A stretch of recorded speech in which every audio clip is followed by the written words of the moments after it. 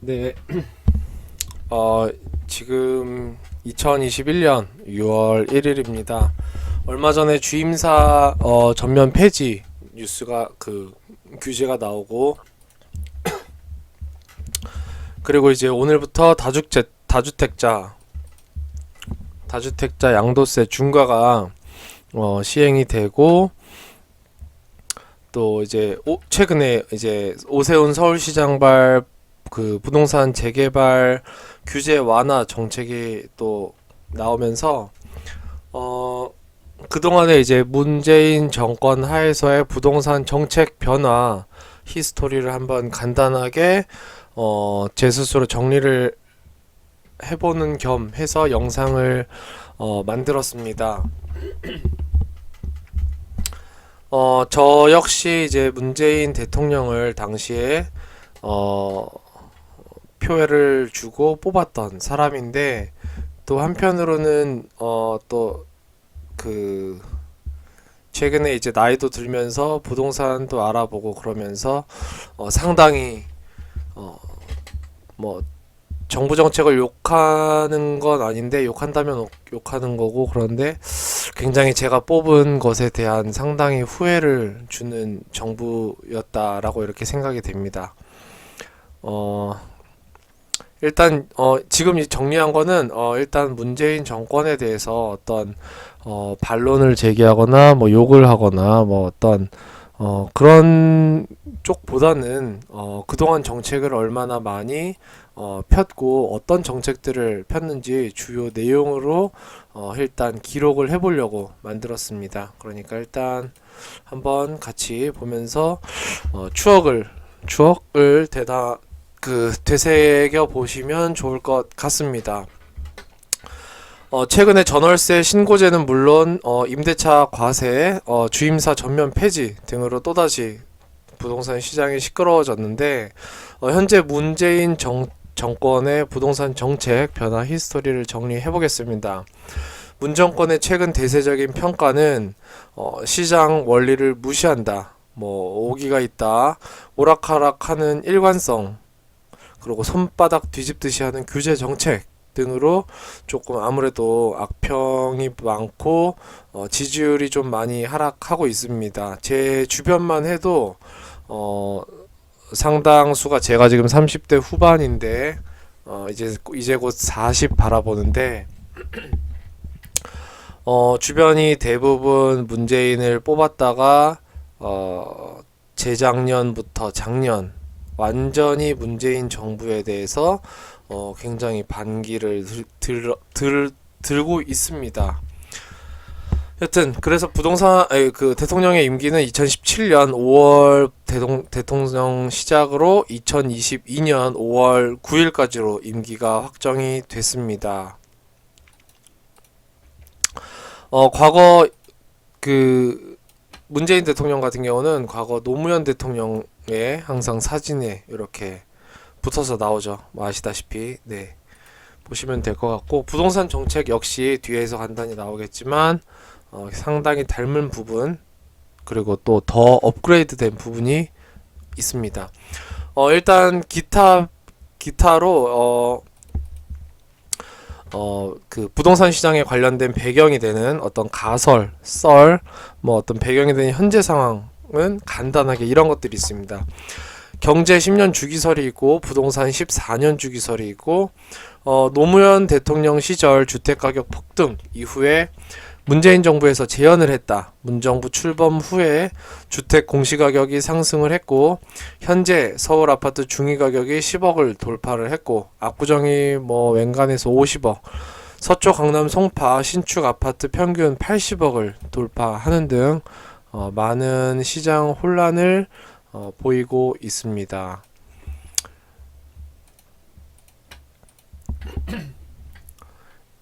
문재인 정권과 이제 과거 최근 정권과의 주요 정책을 비교를 해보면 노무현 정부 시절과 비슷한 시각을 갖고 규제를 하고 정부가 깊숙이 관여하는 일종의 큰 정부를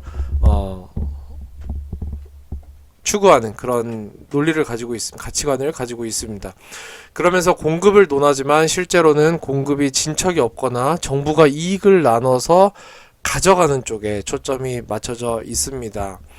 간단하게 살펴보면 노무현 정부가 2003년부터 2007년까지 판교 등 신도시 공급 구체화, 개발이익 환수, 종부세 도입, 그리고 재건축 초과이익 환수제 도입, 신도시 등 택지 개발을 단축. 반면에 이명박이랑 박근혜 정부를 보면 지역 우선 공급 확대. 이명박 정부 때부터 이제 뉴타운이 나왔죠. 생애 최초 제도 도입, 미분양 주택 세금 감면, 사라 이겁니다. 재건축 초과이익 환수제를 중단, 투기 가열 지구를 폐지. 그다음에 박근혜 정부 때 기업형 임대주택 뉴스테이 육성. 여긴 안 나왔는데 이제 이명박은 이제 뉴타운을 했죠. 1, 2, 3기까지 했고 상당히 규모가 크고 구역이 많습니다. 가계부채 분할 상환을 도입을 했고 가계부채 관리를 강화, 청약 조정 대상 지역을 발표, 미분양 관리 지역을 도입을 했습니다. 문재인 정부를 보면 이제 DSR 확대 시행, 그 다음에 수도권 3기 신도시 지구 지정, 실수요자 중심 청약제도 개편, 민간택지 분상제, 1216 대책, 그 다음에 220 대책, 이렇게 대책 써 있으니까 이건 뒤에서 읽어보는 게 좋을 것 같습니다. 양도세 중과 배제, 정비사업 분상제 유예 종료, 수도권 광역시 분양권 전매 제한 등이 있습니다. 문재인 정부의 첫 부동산 대책의 포문은 2017년 6월 이게 안 썼네요. 네, 2017년 6월 19일입니다. 2017년 6월 19일 문정부의 이제 첫 부동산 대책 포문을 열었습니다. 서울 전 지역 분양권 전매 금지, 소유권 이전 등기 시까지로 강화를 했고 LTV DTI 10%씩 내렸고 재건축 규제 강화, 조합원 주택 공급수 제한 3주택에서 2주택으로 재건축 규제를 강화시켰고 투기 세력을 잡기 위해 시장 과열 지속 시 투기 과열 지구 지정을 적극 검토한다고 공표를 했습니다. 앞으로 이제 각 연도 월별로 문정부의 대표적인 이제 부동산 대책을 볼 건데 왼쪽에 간략히 내용을 쓰고 오른쪽에는 여러 가지 뉴스 이런 기사들이 나왔었다라고 하는 뉴스를 캡처해서 올리도록 하겠습니다. 그 다음에 이제 6월 19일 대책 이후에 2017년 8위 대책이 나옵니다. 이게 이제 부동산 대책의 이제 모든 대책의 이제 시초이자 가장 유명한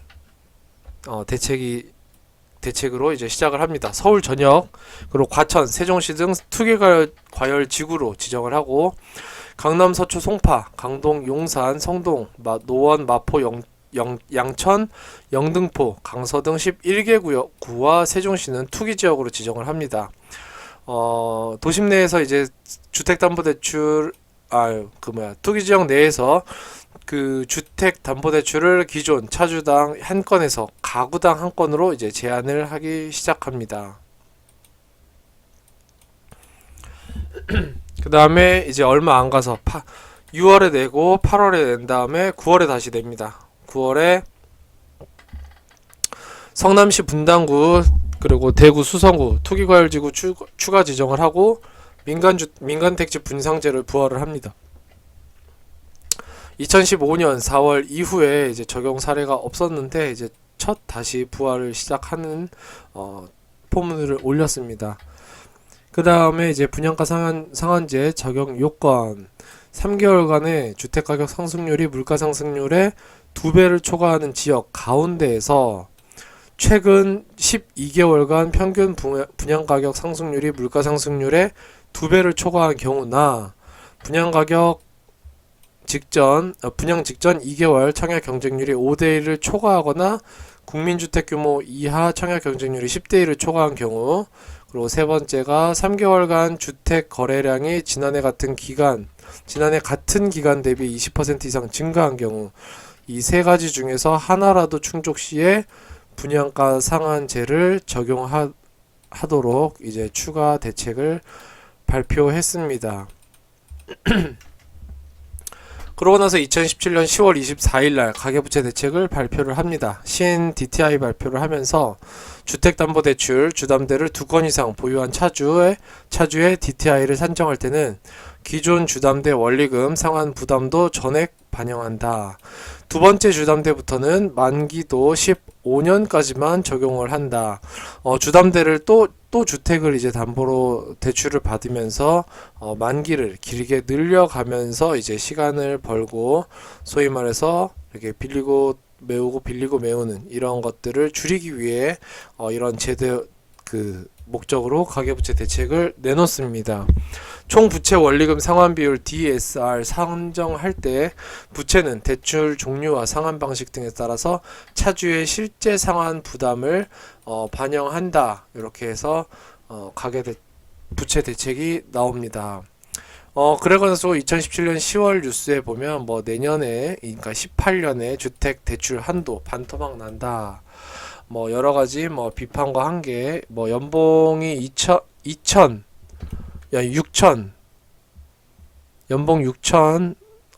대출자가 1억 8천에서 뭐 5,500으로 뭐 줄어든다. 뭐 이렇게 나와 있습니다.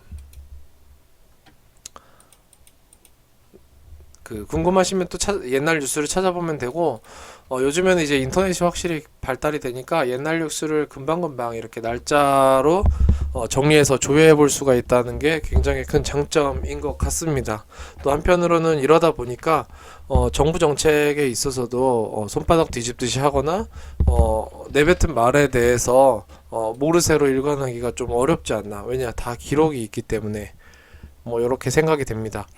그러고 나서 2017년 11월 29일 주거복지 로드맵을 발표를 합니다. 이때까지만 해도 아마 서민들이나 많은 국민들이 부동산 시장이 이렇게 아작날 줄 몰랐겠죠. 너덜너덜이라고 표현을 하겠습니다. 워낙 세법상 너무 많은 것들이 바뀌면서 굉장히 복잡해졌고, 일반인들은 물론이고 진짜 세무회계 쪽에 있는 사람들도 너무 복잡하고 경우의 수도 많은 데다가 너무 순식간에 자꾸 바뀌어버리니까 그거를 다 캐치하고 연도별로 쪼개서 각 세법을 대입하기가 상당히 난해해진 점이 많다 보니까 너덜너덜이라고 표현을 하겠습니다. 그래서 2017년 11월 29일 주거복지 로드맵을 발표합니다. 공공임대주택 매년 13만 호 공급계획, 주거급여를 확대하고 주택 도시기금, 주택구입 전세자금 지원을 확대하겠다. 그리고 분양형 공공주택 신혼희망타운 연평균 14,000호를 공급하겠다. 그리고 이제 노인, 어르신 맞춤형, 무장애 설계 등을 적용한 공공임대주택을 연 1만 호씩 공급을 하겠다라고 거창하게 공급계획을 내놓습니다. 여기에 수혜된 사람이 얼마나 있을지 좀 궁금합니다. 그리고 이제 2017년 12월 13일 임대주택 활성화를 발표를 합니다. 이때만 해도 김현미 국토부 장관이 뭐 유튜브에도 출연하고 뉴스에도 나오면서 임대사업자 등록을 해라, 세제 혜택을 줄 터이니 해라, 안 하면 뭐 여러 이래저래 해서 뭐 과태료다 이러면서 소위 말해서 소몰이를 했습니다. 그래서 이제 국민들 대상으로 다주택자들 1가구 2주택 이상 되는 사람들은 임대주택 등록을 해서 세를 줘라, 임대 사업을 해라, 이렇게 소몰이를 했습니다. 주택 임대사업자 양도세 중과 배제, 그 다음에 종부세 합산 배제 기준을 강화했습니다. 5년 이상에서 8년 이상으로. 그래가지고 등록자에게는 혜택을 주고 중과 배제해주고 종부세 배제해주니 임차인에게는 장기로 임차를 할 수 있도록 제도화를 시켰습니다. 말만 보면 그럴싸합니다. 근데 이제 다 지나고 보니까 다들 아시겠지만 이걸로 인해서 이제 임대차 시장이 자율적으로 시장 논리대로 돌아가지 않고 삐걱삐걱하면서 서로가 다 피해가 됐고 피해가 큰 순서는 가장 밑에 있는 임차인이 아무래도 피해를 가장 많이 떠안게 됐습니다. 주임사 등록 시에 계약갱신 청구권제와 전월세 상환제를 적용 대상, 그 다음에 주임사 등록 시 지방세 감면 확대, 취득세나 재산세가 있죠. 그리고 임대소득세 감면 확대, 필요 경비율을 이제 낮추거나 해가지고 요걸로 조정을 해서 임대소득세 계산을 할 때 과세표준, 임대소득세의 세율을 곱하기 전에 과세표준을 만드는데 그 과표를 줄이거나 늘려서 소득세를 감면을 시켜주는, 이 부분은 나중에 이제 영상에도 올리고 제 블로그 글에도 있겠지만 양도세 임대소득세 계산을 하는 부분에서 얘기를 하겠습니다. 그렇게 해서 이제 감면을 확대를 했고 건보료 부담 완화 등의 이제 혜택을 얘기를 했습니다.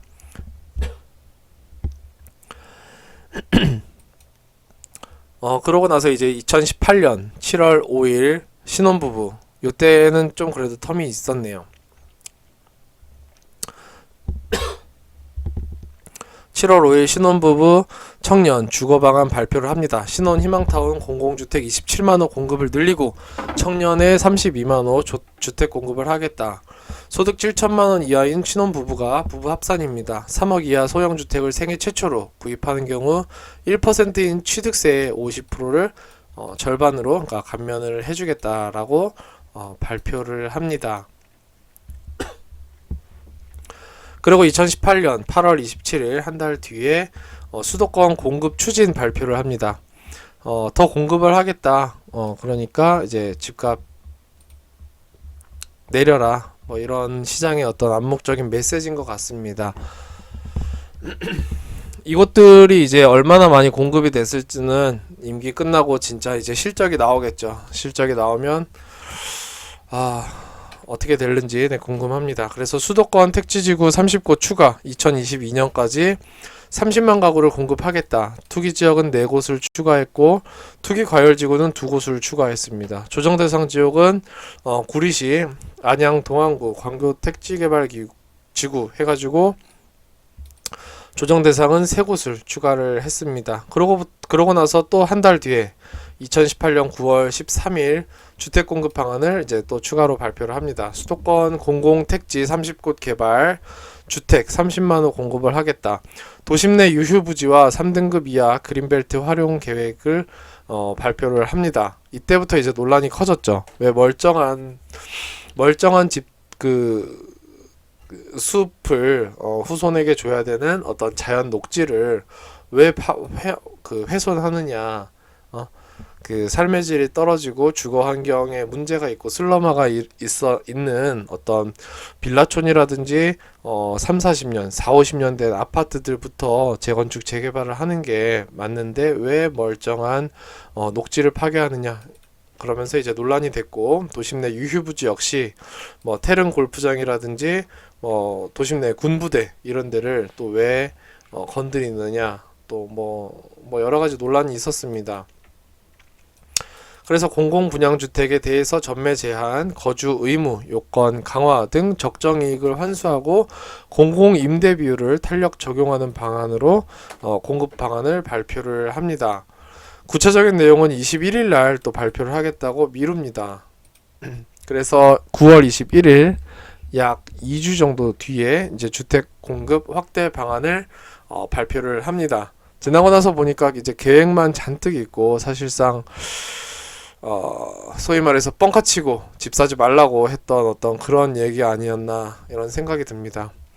여튼 2018년 9월 21일 발표를 보면 수도권 30만호 주택 공급 방안을 발표를 하고 서울과 1기 신도시 사이 지역에 대규모 택지지구 4-5곳을 조성할 계획을 발표를 합니다. 서울 도심에서는 옛 성동 구치소 부지, 개포동 재건마을 등 11곳 1만 호를 선정을 합니다. 그리고 선정을 하겠다 합니다. 그리고 광명, 의왕, 성남, 시흥, 의정부에 5곳에 17,000호를 개발을 하겠다라고 또 얘기를 합니다. 근데 보다 보면 또 구체적인 건 없습니다. 네. 여튼 그렇고 35,000호의 택지는 2019년 상반기 지구 지정을 완료해서 2021년부터 분양을 시작할 계획이라고 네, 멋들어지게 또 얘기를 합니다. 30만 호 중에서 나머지 26만 5천 호에 대해서는 연내 10만 호를 추가 발표하고 내년 상반기까지 모든 신규 택지의 선정을 마무리할 계획이라고 발표합니다. 그리고 소규모 정비사업 활성화 계획도 발표를 합니다. 이때부터 이제 그 서울이 결국 크게 재건축 재개발하는 건 여전히 규제를 하고 소규모로 소위 말해서 가로주택 정비사업 해라 이렇게 또 사실상 시장에 이제 메시지를 주는데 그로 인해서 이제 가로주택 정비 사업이 일부 좀 뜰 뻔하기도 했는데 생각보다 아마 제가 알기로 가로주택 정비 사업 실적도 그렇게 많지가 않은 걸로 알고 있습니다. 서울 전체적으로 했을 때 공급 비중이 그렇게 크지 않은 걸로 알고 있습니다. 2018년 12월 19일 수도권 주택 공급 계획을 또 발표를 합니다. 남양주 왕숙, 하남 교산, 인천 계양 그리고 과천 신규 택지를 발표를 하면서 12만 2천호 계획을 발표합니다. 서울에서는 이제 수생역세권, 동부도로 사업소, 서남 물재생센터 유휴부지 등 모두 24곳에 14,000호 규모의 중소규모 택지가 조성이 되고 경기에서는 부천 역곡과 성남 낙생 등 5곳 13,000호 규모의 중소규모 택지 조성 계획을 발표합니다. 그리고 GTX-A, C 노선과 신안산선 조기착공 등으로 도시 간의 접근성을 강화하겠다라고 발표를 합니다. 그 다음에 19년 1월 9일 등록 임대주택 관리 방안을 또 발표를 합니다. 요게 이제 앞으로 이제 좀 계속 지켜봐야 될 부분인데 주택 등기부에 임대주택임을 이제 명시하고 등록 임대인이 의무를 다하지 않는 경우에 500만 원의 과태료 부과를 추진하겠다라고 발표를 합니다. 등기부 때 보면 이 주택이 임대주택으로 등록된 주택인지 그리고 누군가 임차인이 들어와서 사는 건지 이런 거를 등기부에 명시하게 방안을 이제 추진을 한다. 이런 게 발표되는 겁니다. 이것도 굉장히 이제 뭐 좀 말이 많았죠. 그래서 이제 그동안 각 지자체가 이제 수기 관리하던 시스템에서 벗어나서 임대 등록 시스템 렌트홈으로 통합하고 조사하는 그런 시스템으로 가겠다라고 이제 합니다. 연간 2천만 원 이하 임대소득에 대해서 과세를 하고 임대기간, 임대료 증액 제한 등 소위 말해서 이제 5% 이상 임대료 못 올리는 거 그런 것 등 등록 임대사업자 의무 준수 여부 검증용으로 이제 렌트홈을 쓰는 걸로 관리 강화 방안을 발표합니다.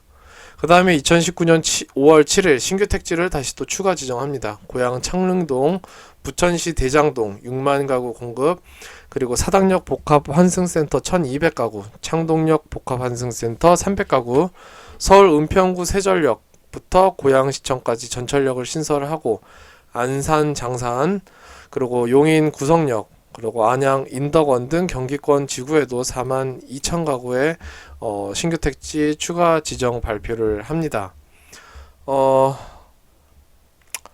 김현미 국토부 장관이 이제 물러나고 변창흠 장관이 잠깐 장관을 했었을 때 그러고 나서 이제 논란이 많았죠. 이 신도시의 LH 직원들 내지는 이제 정부 또는 지자체 직원들 가족들 뭐 이렇게 친인척 차명 이용해가지고 신도시 될 만한 곳 땅을 미리 사놓고 거기에 이제 희귀종 식물 심어놓고 이제 보상비 받는다고. 그러고 나서 이제 고양 창릉 뭐 이렇게 해서 그 신규 택지 지정을 하면서 이게 이제 순식간에 땅값이 급등을 이제 보이죠. 당시에는 이제 김현미 장관이 뭐 굉장히 뭐 비밀리에 잘 발표했다 뭐 이런 얘기를 해서 또 최근에 논란이 되기도 했었습니다. 그러고 나서 이제 2019년 8월 12일 분양가 상한제 등 부동산 대책 발표를 또 합니다. 분양가 상한제 적용 시점 최초 입주자 모집 공고 시점으로 늦추고 사실상 재건축 추진단지의 그 상한제를 소급 적용시킨 꼴이 됐습니다. 그리고 전매 제한을 5에서 10년으로 강화하고 투기과열지구 전체 분양가 상한제 적용으로 대책 발표를 합니다. 그리고 2019년 10월 1일 또 부동산 대책 발표를 합니다. 시세 9억 초과 고가주택 보유자 허그 전세 대출 보증 불가. 그 다음에 투기과열지구 개인사업자 LTV 규제 확대. 그 다음에 그러니까 임대업자뿐만 아니라 주택 매매업자도 이제 LTV 규제를 받는다 이렇게 바뀌었고, 그 다음에 규제지역 부동산 신탁 담보대출도 LTV 40%로 이제 규제 이렇게 바뀝니다. 이제 부동산을 이제 신탁회사에 맡기고 하면 이제 세금 면에서 이제 회피를 할 수 있기 때문에 그것도 막고자 신탁사에 맡겨도 그 세금은 그 소유자가 내도록 그렇게 또 바뀝니다. 그러고 나서 2019년 11월 6일 분양가 상한제 발표를 또 합니다. 강남, 서초, 송파, 강동, 영등포, 마포구, 용산구, 성동구 27개 동 민간 택지 분양가 상한제를 적용을 합니다. 그 다음에 부산, 고양, 남양주 일부 지역 조정대상 지역에서 해제를 합니다. 그 다음에 2019년 12월 26일 주택시장 안정화 발표를 하게 됩니다. 9억 초과 주택에 대해서 LTV 20%, 그 다음에 15억 이상 주택 대출 불가, 전세 대출 후에 고가 신규 주택 매수 금지, 조정 대상 지역 내 10년 이상 보유 주택 매도 시 한시적 양도세 배제, 공시가격 현실화율을 이제 최대 80%까지 점진적으로 상향을 시키겠다 계획. 그 다음에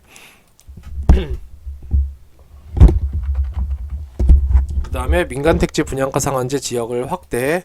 그 다음에 강남, 서초, 송파, 강동, 영등포, 마포, 성동, 동작, 양천, 용산, 서대문, 중구, 광진구 13개 구 전 지역과 경기도 과천, 광명, 하남 13개 동 이렇게 민간 택지 분상제 지역을 확대를 합니다. 그러고 나서 2020년 2월이 됐습니다. 한 두 달이 흘렀습니다. 2020년 2월 20 투기 수요 차단 규제를 또 발표를 합니다. 조정 대상 지역 LTV 축소 50%, 그 다음에 9억 초과분은 LTV 30%, 수원, 영통, 권선, 장안구, 안양, 만안구, 의왕시를 조정 대상 지역에 추가. 그 다음에 이제 조정 대상 지역 분양권 전매 금지. 그 다음에 주택 임대업이나 주택 매매업 이외에 업종 사업자는 그 투기지역 투기과열지구와 마찬가지로 조정 대상 지역에서도 주택 구입 목적 주담대가 금지됩니다. 결국 이제 공급은 제대로 안 된 상태에서 수요까지 계속 막아버립니다. 내 정권 하에서 부동산 가격 잡았다고 할 것이니 사지도 말고 팔지도 말아라, 뭐 이렇게 지금 돼버리고 있었습니다. 2020년. 그리고 2020년 5월 6일 수도권 주택 공급 확대 방안을 발표를 또 합니다. 2022년까지 서울도심 7만호 부지 공급, 정비사업 공공성 강화로 도심 내 임대주택 공급 확대, 소규모 정비사업 규제 완화. 그 다음에 이제 뭐 이거에 대해서 보면 이제 자율주택 정비사업, 가로주택 정비사업, 소규모 재건축 이렇게 있습니다. 요 부분에 대해서 이제 규제 완화 정책을 핍니다. 그 다음에 이제 2020년 6월 17일 다시 주택 안정화 방안으로 조정 대상 지역 그리고 투기과열 지구를 확대를 하고, 토지거래 허가 구역을 지정을 하고, 투기과열 지구 조정 대상 지역 주택 매매 시 금액과 무관하게 이제 자금 조달 계획서를 제출해라 이렇게 바뀝니다. 그 다음에 재건축 안전진단 요건과 절차를 강화하고 15억 초과 대출 금지, 허그 전세대출 보증 한도 축소, 전세대출을 받은 후에 투기지역 투기과열지구 내 3억 초과 아파트를 구입하는 경우 전세대출을 즉시 회수한다라는 방침을 발표를 합니다. 그러고 나서 한 달 뒤에 7월 10일 주택안정대출 발표를 합니다. 세율 확대 쪽인데 이제 다주택자 종부세 최고세율 6%, 1년 미만 보유 주택 양도세 70%, 2년 미만 보유 주택 양도세 60%, 2주택자 취득세율 8%, 3주택 이상자는 취득세율이 12%, 그리고 신탁사를 이용해도 세금은 주택 소유자가 다 부담하도록 방책을 발표합니다. 그리고 2020년 8월 4일 서울 및 수도권 주택공급 확대를 또 발표합니다. 공공참여형 고밀 재건축 활성화로 이제 7만 호를 하겠다. 태릉골프장, 도심 내 군부지 등 신규 택지 3.3만 호, 3기 신도시 용적률 상향, 고밀도 개발 22.4만 호 공급. 당시에도 논란이지만 이제 지금 보니까 하나도 진행되는 게 없이 숫자 놀이에만 급급하지 않았나 이 생각이 듭니다. 그리고 이제 공급의 이제 주요 차이점, 옛날 이제 이명박 박근혜 정부와 큰 차이점을 보면 현재 문재인 정부 같은 경우는 공공이란 말이 굉장히 많이 들어가고 고밀 재건축이 많이 있습니다. 즉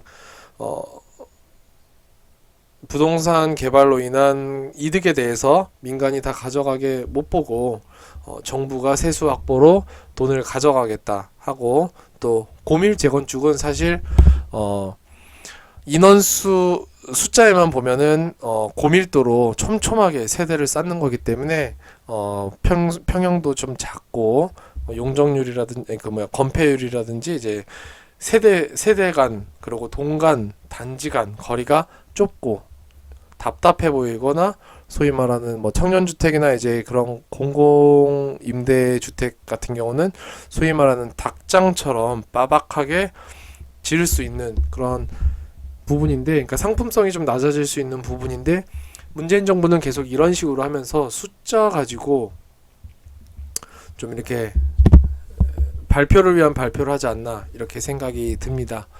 결국 공공이 자꾸 가져가서 이익을 취하려 하니 민간에서는 개발 사업에 속도가 붙지 않고, 한다 하면 또 고밀 재건축으로 상품성은 낮추고 공공에서는 세금까지 세수 확보까지 한다 하니 아무래도 삶의 질 개선보다는 어떤 정부의 세수 확보 쪽으로 좀 초점이 맞춰져 있는 공급 정책이지 않았나. 그리고 지금도 봤을 때 실적이 과연 얼마나 공급이 됐나 좀 궁금한 점이 있습니다. 여기서의 이제 궁금한 실적은 과거 몇 년 전 문재인 정부 아니었을 때부터 공급 예정돼 있다가 이제서야 공급이 된 것들 말고, 소위 말해서 문재인 정부 하에서 공급 계획을 세워서 실제로 공급을 한 순수 그런 공급 실적을 얘기합니다. 여튼 그래서 2020년 11월 19일 전세대책 발표를 합니다. 공공전세 2년간 11만 4천 가구 공급을 하겠다. 신축 위주의 단기 집중 공급 정책 피겠다. 민간 건설사의 신규 건설을 유도하고 LH가 그걸 매입한 뒤에 전세로 다시 공급하겠다. 이런 정책을 펴니다. 근데 건설사가 바로 분양해도 되는데, 그것도 LH가 비싸게 사주는 것도 아닌데, 인센티브가 따로 있는 것도 아닌데, 건설사가 LH에 전세 주라고 헐값에 정부에 눈치 봐가면서 줄 만큼 사업을 할 이유가 많지 않죠. 그리고 LH가 이제 서울 내 6억 이하 주택을 매입한 뒤에 시세의 90% 수준으로 전세 공급을 하겠다라고 발표를 합니다. 그리고 12월 17일 규제 지역을 추가 지정합니다. 이제 핀셋 규제인데, 이것도 부산 9곳, 대구 7곳, 울산 2곳, 경기 파주 등 총 36개 지역을 조정 대상 지역으로 신규 지정을 하고, 창원 의창구 한 곳에 대해서는 투기과열지구로 지정을 하고, 6개월마다 기존 규제 지역 대상으로 종합 검토를 해서 상승 가능성이 없다고 판단되는 일부 지역의 해제 여부를 검토할 방침이다 라고 발표를 합니다. 그러고 나서 이제 2021년 국토부 장관이 이제 바뀌고 나서 이제 변창흠 국토부 장관의 첫 부동산 발표 포문을 엽니다. 2사 대책인데 이제 공공주도 3080 플러스라고 제목이 돼 있네요. 보시면 요거를 이제 처음이자 마지막 큰 대책 발표를 하고 변창흠이 이제 물러나게 되죠. 2021년 첫 부동산 정책이 이제 발표가 됩니다. 대규모 공급 정책 방향으로 바꾼 듯이 보이지만 뜯어보면 문제가 있어 논란이 됐습니다. 그래서 공공주도라는 명목 하에 토지를 LH에 주고 사업을 맡긴 뒤에 정부가 일부 사업 이득을 취하고 돌려주는 방식입니다. 돈 없으면 현금 청산이고, 발표 이후에 매수해도 현금 청산이고, 다주택자도 현금 청산이고 재산권 침해 논란이 있었습니다. 그리고 지금 이제 공공주도 재개발이 지금 뭐 진행이 착착 되고 있는 게 없죠. 네. 그리고 변창흠 국토부 장관이 또 개인적으로도 또 SHGM 시절부터 해서 여러 가지 또 논란을 키우고 있습니다. 키웠고, 그래서 이제 사람 채용에 대해서 또 좀 검증도 안 하고 너무 자기 마음대로 아니냐, 또 이런 거에 있어서도 문재인이 또 지지율을 더 하락하게 됩니다. 여튼 이제 그거는 두 번째고, 하여튼 이후에 이제 LH의 내부 정보 신도시 투기 의혹으로 공급 대책에 더 신뢰성에 문제가 가면서 진행이 막히죠. 네. 공공 재개발 56 대책과 3080 플러스 재개발의 차이점을 이제 머니S에서 2021년 5월 31일자 뉴스에 사파가 실어졌습니다. 요거 한번 캡처를 해봤는데 한번 뉴스 읽어보시면 될 것 같고, 사업 방식은 이제 그 3080 같은 경우는 이제 이사 대책은 토지 납입 방식, 토지를 사업 기간 동안 LH한테 넘겨버립니다. 그리고 사업부 반환을 한다는 건데, 내가 내 재산을 넘긴다라는 게 일단은 그것부터가 꺼림직하죠. 자기 마음대로 하겠다는 건데 내가 나중에 따지지도 못하고. 반면에 이제 56 대책은 관리 처분 방식, 그 다음에 사업 시행자가 공공 단독으로 하는데 56 대책은 공공 단독 또는 공공 조합 공동, 그 다음에 뭐 이렇게 공공 기여도 이렇게 있고, 사업성 보장, 뭐 용적률 완화, 기부 체납 이렇게 있습니다. 한번 읽어보시고요. 일단 넘어가겠습니다. 그러고 나서 2021년 5월 10일 대통령 취임 4주년 특별 연설을 합니다. 이때 또 많이 논란이 많았죠. 뭐 TV 프로그램에서는 역대 대통령들의 4주년 특별 연설과 굉장히 비교하는 영상을 올리면서 생각보다 좀 한숨이 나오는 그런 특별 연설을 보이기도 했습니다. 역대 대통령들은 뭐 자기가 이런 부분에 있어서 잘못했다, 뭐 대통령을 이러려고 했나 싶을 정도로 뭐 자괴감이 든다, 뭐 이러면서 약간의 사과도 하고 이런 인정을 할 건 인정하는 그런 방송을 했었는데, 연설을 했었는데 문재인 대통령 같은 경우는 계속 내가 이런 부분에 있어서는 잘했다, 다들 뭐 딱히 할 말 없지 않느냐, 뭐 이런 식의 말을 자꾸 해서 상당히 국민 보는 시청자들이 많이 뒤에서 분노를 했습니다. 제 주변도 그렇고 회사에서도 그렇고 뭐 여러 가지로. 그 특별 연설 중 내용을 보면 첫 번째로 주거 안정은 민생의 핵심이다. 부동산 투기 세력을 철저히 차단할 계획이다. 부동산 가격 상승 주범이 투기 세력이다. 1가구 2주택 이상은 투기 세력이다. 이렇게 몰아가고 있습니다. 그 다음에 두 번째로 공공주도 공급 대책을 계획대로 실행해 나가겠다. 민간 개발은 투기 세력이고 공공주도로 개발 이익을 국가가 환수해야 된다. 이런 가치관을 한 번 더 확인을 했습니다. 부동산 부패를 청산해야 된다. 불법 투기 차단을 위해 근본적인 제도 개혁을 하겠다. 이랬습니다. 근데 현 정권에서의 정부 관료들이 정말 부패가 기존 정부보다 더 심했던 것 같습니다. 오히려 그걸 너무 감추려고 하다 보니까 더 심하게 느껴지는 것도 있을 수 있을 것 같은데, 어쨌든 LH 부채 및 정부 인사 부패 관련해서 수사는 유야무야 조용해지고, 제도개혁은 아직 이렇다 할 발표가 없으면서 정부를 비평하는 집단에 대해 개혁한다고 검찰개혁, 언론개혁 등 자꾸 이상하게 좀 짚고 있지 않나, 이렇게 또 저는 생각을 해보겠습니다.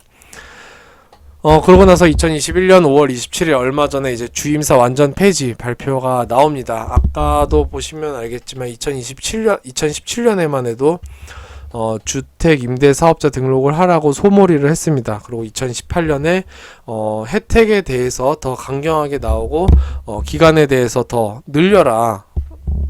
주택 임대 기간에 대해서 더 늘려라. 그리고 혜택을 더 이렇게 더 강화하겠다. 뭐 이렇게 해서 더 이렇게 주택 임대 사업자를 꼭 해야 될 것처럼 이렇게 몰았다가 불과 3년도 안 돼서 주택 임대 사업자 완전 폐지 발표를 굉장히 일방적으로 합니다.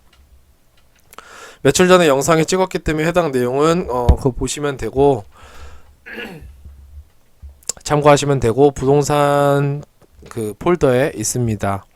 섹션에 있으니까 거기서 보시고, 더불어민주당 부동산특별위원회에서 보도 발표를 했는데, 주택임대사업자제도 완전 폐지, 그 다음에 재산세 경감 구간 상향, 그 다음에 양도세 비과세 금액 상향, 이렇게 발표를 합니다. 그러니까 혜택 줄 거 다 없애버리고, 정부 입장에서 도움 안 될 것 같으니 주택임대사업자 혜택 완전히 없애버리고 다시 제대로 세수 걷어가겠다, 뭐 이런 쪽입니다. 그리고 또 그거에 대해서도 빨리 팔지 않으면 뭐 6개월 내에 안 팔면 뭐 양도세 중과해버리고 뭐 난리가 났습니다. 근데 양도세 중과가 걸리면 누가 또 팔까는 싶습니다만, 그래서 이제 2021년 정권별로 서울 아파트 시세를 비교해보면 현재 문정권에서 단순 계산으로 내 집 마련은 역대 정부에서 최고로 118년이 걸린다고 합니다. 여기서 내 집 마련은 이제 보통 평균 아파트 중위값 기준으로 아마 얘기를 하겠죠. 2021년 1월 14일 조선비즈 뉴스에 나온 사파인데, 25평형 아파트 값이 2003년 3.1억이었다가 2008년 노무현 시장 끝나고 나서 노무현 대통령 끝나고 나서 5.7억, 약 1.5배 뛰고, 그 다음에 이명박 때 5.3으로 줄었다가 박근혜 때 6.6, 다소 올랐습니다. 한 25% 정도 올랐다고 보겠습니다. 그러고 나서 이제 문재인 17년부터 2020년 12월까지 6억이 11.9억이 돼버렸습니다. 네, 엄청나죠. 근데 노동자 연급여도 보면 비슷하게 움직입니다. 무슨 말이냐? 기업에서, 이거는 약간 회계적인 얘기기도 하는데, 제가 회계랑 세무 쪽 일을 하니까 얘기를 하는데, 건설 업체에서 소위 말하는 재고 자산이죠. 판매를 하기 위해서 만드는 아파트니까 재고 자산을 판매를 할 때 그 아파트에 들어가는 원가에는 시멘트나 철근 가격만 들어가는 게 아니라 이 현장 근로자의 임금이 원가에 들어가게 됩니다. 그래서 총 이 아파트를 지어서 만들고 영업이익을 낼 때, 이 영업이익을 계산을 할 때 근로자의 임금도 다 계산을 하게 됩니다. 근데 이게 비단 건설사뿐만 아니라 시멘트, 철근, 콘크리트 이런 것들을 만드는 또 부품사, 여러가지 뭐 도배지든 뭐가 됐든 여러 기업들이 원가를 산출할 때 이 임금을 넣고 원가를 돌립니다. 그렇기 때문에 원가가 올라가면 최종 제품 가격이 올라가는 건 어쩔 수 없는 시장 논리입니다. 그렇기 때문에 소위 말하는 지금 소득주도 성장이 문재인 대통령이 공약으로 내세우고 대통령 되면서 강하게 밀어붙이는 그 심볼인데, 이 소득주도 성장이 결국은 제품의 가격을 올려서 더 같이 올려버리는 그런 폼이 돼버린 건 인정을 해야 될 것 같습니다. 네. 네, 일단 또 이 부분은 뭐 나중에 또 다시 한번 얘기를 해보도록 하겠습니다. 여튼 2021년 현재 서울 아파트 시세 변동 현황은 이렇고, 기타적으로 이제 정리를 해보면 최근에 이명박 시절 부동산 정책이 다시 재평가받기도 하고 조명받고 있습니다. 이명박 대통령은 이제 소위 말하는 그 문재인이나 노무현 정권이랑 비교를 해볼 때 크게 다른 점이 있다면, 둘 다 서민을 위해서, 그러니까 긍정적으로 보면 서민을 위해서 주거 안정 대책을 펴야 된다라는 부분에서는 역대 뭐 김대중이라든지 김영삼이라든지 여러 대통령과는 다른 길을 걸어왔습니다. 왜냐하면 소위 말하는 공직자부터 시작해서 공직자로 끝난 게 아니라 이명박이나 노무현 대통령 같은 경우도 뭐 인권 변호사부터 해서 일반적인 어떤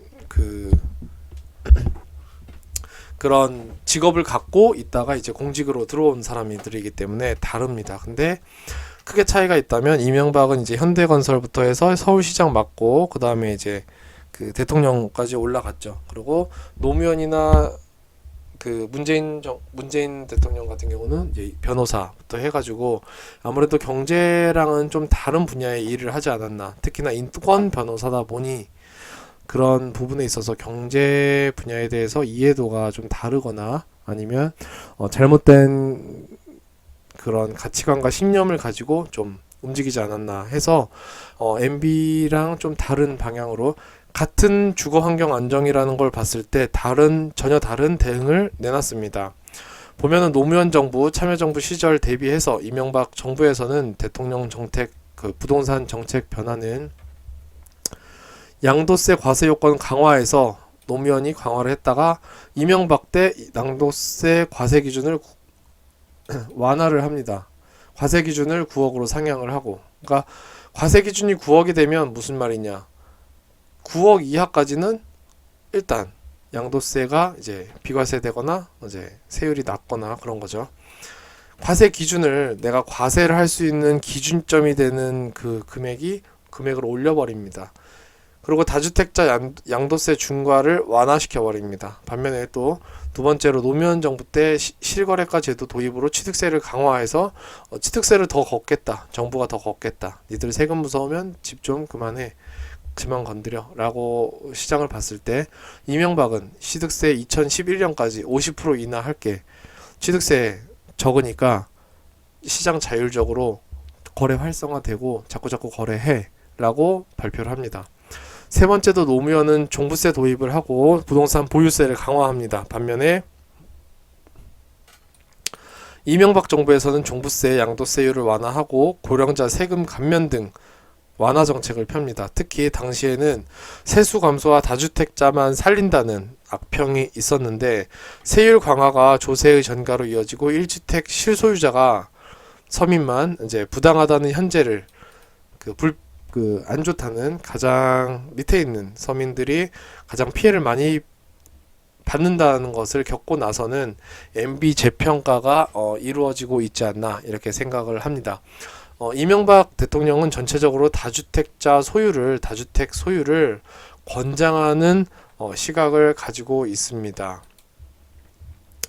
LTV 한도 하향, 그리고 DTI 적용 범위 확대를 한데 반면에 이명박은 한시적으로 DTI 자율로 적용을 시키면서 대출 규제까지 풀어버립니다.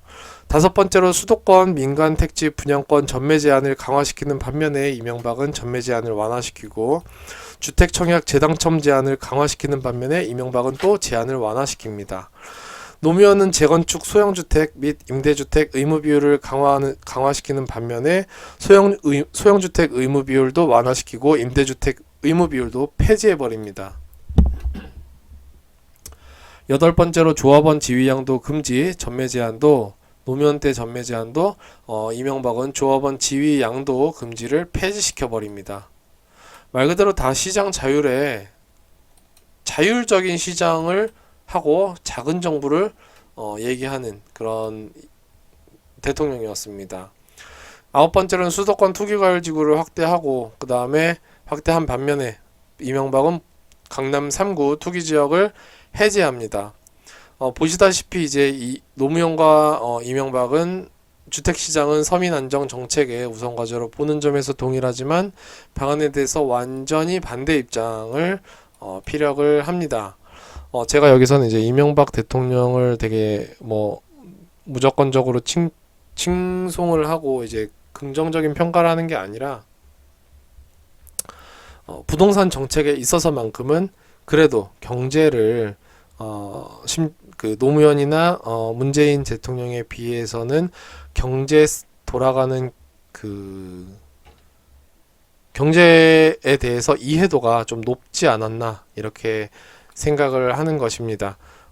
개인적으로 어떤 비리나 그런 부분에 있어서는 지금 논외이고 사실 비리나 이런 부분에 있어서는 노무현이든 MB든 문재인이든 그리고 문재인의 정권 여러 고위 관료들이든 털어서 먼지 난 사람 없을 겁니다. 먼지 안 나는 사람 없을 겁니다. 그렇기 때문에 논외로 하겠습니다. 흔히 알고 있는 뉴타운 정책도 이명박 시절에 나온 재개발 등 대규모 공급, 주거환경 개선 정책이었습니다. 결과적으로 아파트 매매값은 찾아보시면 알겠지만 아파트 매매값 변동률, 뛰고 하락하고 뛰고 하락하고 이런 변동률이 참여정부 시절이 MB 때보다 월등히 높았습니다. 그러니까 노무현 때 크게 너울 쳤다는 거고, MB 때는 이렇게 작게 완만하게 내려가거나 이렇게 하는 시장이었다. 이렇게 정리를 합니다. 이제 문재인 대통령이 1년 남짓 남았는데 앞으로 큰 시각에서는 변화는 없을 것이고 심지어 신념과 오기까지 있는 정부기 때문에 시장은 더 혼란스러울 수도 있을 것 같습니다. 대통령 당선 전 공약부터 당선 후 뱉은 말들까지 그동안의 공급 실적이 어떠할지, 서민 보호와 청년 및 신혼부부에 대한 정부 지원 실적이 어떨지 궁금합니다. 저 역시 문재인 대통령을 뽑은 사람으로서 남은 임기 어떻게 마무리할지, 그리고 임기 후에 어떤 평가를 받을지 좀 차후에 또 지켜보도록 하겠습니다. 이렇게 일단은 이렇게 문재인 대통령이 지금 현재까지 부동산 대책 낸 것을 간략하게 살펴봤고, 생각보다 너무 많아서 정리를 하면서 놀랐습니다. 이게 또 이제 주요적인 거고, 간간히 잔챙이 같이 짜잘짜잘하게 나오는 또 여러 가지 대책이나 뭐 이런 것들이 많았기 때문에 생각보다 정말 시장을 너덜너덜하게 대책 발표를 진짜 시장과 싸우듯이 하지 않았나 이런 생각이 듭니다. 네. 그렇게 해서 이제 문재인 대통령의 부동산 정책 변화 히스토리를 살펴봤습니다. 마치겠습니다.